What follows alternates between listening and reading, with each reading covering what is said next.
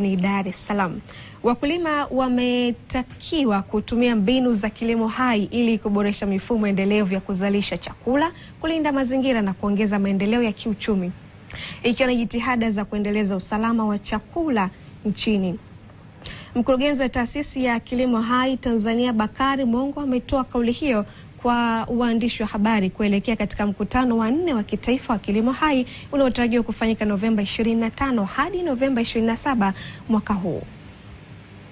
Unakuta mifugo inakufa kwa sababu ya kukosa malisho, lakini pia kunaibuka na magonjwa ambayo hata zamani hayakuwepo. Hii yote ni athari ya mabadiliko ya tabia nchi.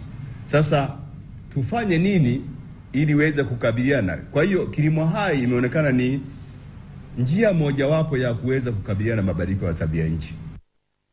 Kwa upande wake, mwenyekiti wa taasisi ya kilimo hai na mjumbe wa baraza la ushauri la Rais chakula na kilimo Dr. Mwatima Juma amesema kilimo hicho kimekuwa chachu ya maendeleo kwa wakulima. Ya kuonesha fursa kubwa sana zilizoko kwenye kilimo hai, fursa za biashara ya ndani.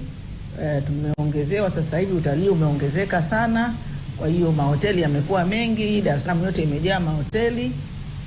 Fursa za biashara ya nje, fursa za biashara vile vile za kikanda, fursa za biashara ya mazao yetu ya awali ambayo yalikuwa sio ya chakula, aina kwa mfano pamba ambazo tunapeleka nje.